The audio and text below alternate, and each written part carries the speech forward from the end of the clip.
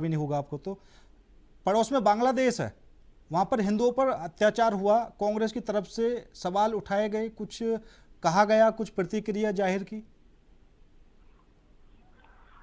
देखिए पुष्पनीत चौधरी जी, पहले तो मैं अहलावत जी की 2-3 बातों का जवाब देना चाहूंगा। उन्होंने मनमोहन जी के बारे में कहा, तो मैं इनसे पूछना चाहूंगा, मनमोहन जी वो शख्सियत थे जिन्होंने विदेश नीति पर कंट्रोल करा और आर्थिक व्यवस्था को बनाए रखा, और आज के देश के प्रधानमंत्री ने क्या कर रखा वो सिर्फ कागजी कार्रवाई पर है।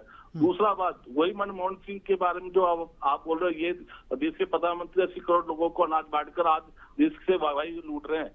दूसरी बात, इन्होंने कहा इंदिरा गांधी के लिए, तो भाई इंदिरा गांधी जी ने 1971 के अंदर करा था, 2025 के अंदर तो उत्तर सिंधु के अंदर मोदी जी और राजनाथ जी कहाँ चले गए थे, क्यों नहीं करा आपने पाकिस्तान पे कब्जा? बताइए ना, बोलना आसान है। उस टाइम की स्थिति क्या होगी? आप तो, आपके साथ तो विपक्ष भी खड़ा था, पूरी आर्मी आपके साथ खड़ी थी, तो आपने मोदी जी ने फिर सीट फायर क्यों करवाया? बताइए ना। नहीं, बोलना आसान है। नहीं, आप बोल रहे हैं कि अब की बार भारतीय सरकार के साथ विपक्ष खड़ा था ऑपरेशन सिंदूर को लेकर, ठीक है? खड़ा था, हाँ, और हमने तो लेकिन विपक्ष तो आज तक मानने को तैयार नहीं है, अभी भी सबूत मांग रहा है विपक्ष। तो ये किस मतलब कैसे खड़ा है, समझ में नहीं आ रहा। सबूत तो पुष्पनीत चौधरी साहब क्या बात कर, जब हम विपक्ष पूरा इनके साथ खड़ा था सत्ताधारी के साथ, और ये एक फोन के ऊपर सीज फायर कर लेते हैं, तो विपक्ष तो जवाब मांगेगा ना कि किससे कहने से आपने सीज फायर रुकवाया। दूसरी बात, आप ये अहलावत जी बोल रहे हैं कि इंदिरा गांधी जी के टाइम में ये हुआ और ये हुआ। अरे मैं आपसे पूछना चाहूंगा कि अहलावत जी आप बताइए, 2020 के अंदर 6 ऊंचाइयों पे भारतीय आर्मी ने कब्जा कर लिया था, उस टाइम पीछे क्यों हटे ये भारतीय जनता पार्टी वाले? उस टाइम में हिम्मत होती तो आज चीन हमारी अरुणाचल प्रदेश के अंदर कब्जा करके बैठा है। दरअसल लोकसभा में, हाँ, लोकसभा में गृह मंत्री जी ने एक बात कही थी। वर्तमान में कोई राठौर साहब आपको पता होगा, मैं नाम नहीं लेना चाहूंगा। राठौर साहब, लोकसभा में गृह मंत्री जी ने एक बात कही थी कि भाई आपने भी देश चलाया है, और देश कैसे चलाया जाता है, क्या कुछ नीति बनाई जाती है, आपने तो बोल दिया कि सीज फायर क्यों किया। आप क्या चाहते थे कि पाकिस्तान को उड़ा दिया जाए पूरा? नहीं, ये अहलावत जी बोल रहे हैं ना कि उस टाइम में के अंदर 1971 के अंदर ये हुआ। अरे इंदिरा गांधी तो वो थी जो बांग्लादेश के टुकड़े कर रहे थे पाकिस्तान निकाल के, और आप बात करो आपके अंदर हिम्मत होती देश के प्रधानमंत्री में, तो आप कंट्रोल कर लेते। पाकिस्तान का टुकड़ा किया था, बांग्लादेश बना के। किसने रोका था आपको? जनाब please correct your word. Pakistan के टुकड़े किए थे, ये ईस्ट पाकिस्तान था जिसे बांग्लादेश बनाया गया था। बांग्लादेश से पाकिस्तान नहीं निकला है, पाकिस्तान से बांग्लादेश निकला।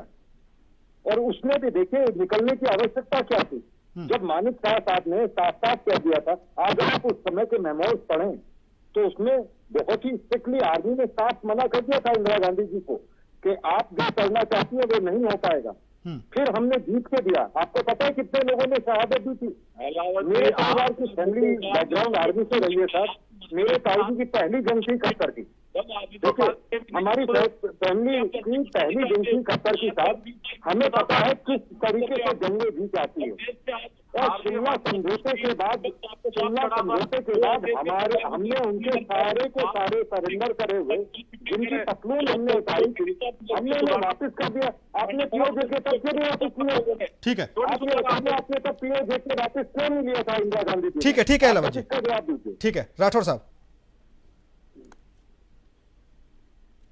बोलिए। मैं इनसे कह रहा हूँ अहलावत साहब से, एकदम ये कह रहे कि इंदिरा गांधी से ये हुआ, तो आप मानते हमारे गलती हुई, उस गलती को सुधारने का वक्त आया था, तो क्यों नहीं सुधारा देश के प्रधानमंत्री ने? क्यों सीट फायर करवाए? बताइए आप। अब देश के प्रधानमंत्री क्या पूरी बीजेपी आज तक ये कहती आई है कि हम तो कांग्रेस की गलतियों को सुधारने से लगे हुए हैं अभी तक? किसके कहने से हटे ये भी बता दीजिए आप। देखिए बोलना आसान है, टीवी बैठकर क्या है क्या नहीं है, पर जब देश आपके साथ खड़ा है, 140 करोड़ लोग आपके साथ खड़े हैं, विपक्ष आपके साथ खड़ा है, उसके बावजूद भी आप ठीक है कर रहे हैं। ठीक है राठौर साहब, बिल्कुल सही बात आपकी सही बात है, और आपकी बात को मान लेते हैं, आपकी बात को मान लेते हैं कि देश कंप्रोमाइज है, कहना हर जगह कंप्रोमाइज कर लेते हैं, वो एक फोन पे कंप्रोमाइज कर लेते हैं। अच्छा ठीक है राठौर साहब, लास्ट सवाल मेरा लास्ट सवाल है, उसका जवाब दे देना। मैं बिल्कुल मानता हूं कि विपक्ष सरकार के साथ खड़ा था, ठीक है, एक कदम भी पीछे नहीं हटा। दूसरा, आपने एक बात बोली थी कि भारत के साथ कोई भी देश नहीं खड़ा हुआ, यहाँ से कई डेलीगेशन बनाकर भेजे गए और वहाँ बताया कि पाकिस्तान के अंदर किस तरीके से आतंकवाद पनप रहा है और हमने किस तरीके से कार्रवाई की है। आपने कहा भारत के साथ कोई भी देश खड़ा नहीं हुआ। एक तरफ भारत का डेलीगेशन दूसरे देशों को बताने की कोशिश करने से लगा हुआ है, दूसरी तरफ विपक्ष की बात कर रहे हैं आप। राहुल गांधी क्या कर रहे हैं? विदेश में जाकर क्या बोल रहे हैं वो? क्या बोल रहा है बताइए? विदेश में जाकर वो भारत की बुराई करने से लगे हुए हैं, सवाल उठाने से लगे हुए हैं कि ऑपरेशन सिंदूर में ये हुआ वो हुआ। फिर किस तरीके से विपक्ष आता समझ में नहीं आ रहा। प्रधानमंत्री कह रहे जाके, हम नहीं कह रहे।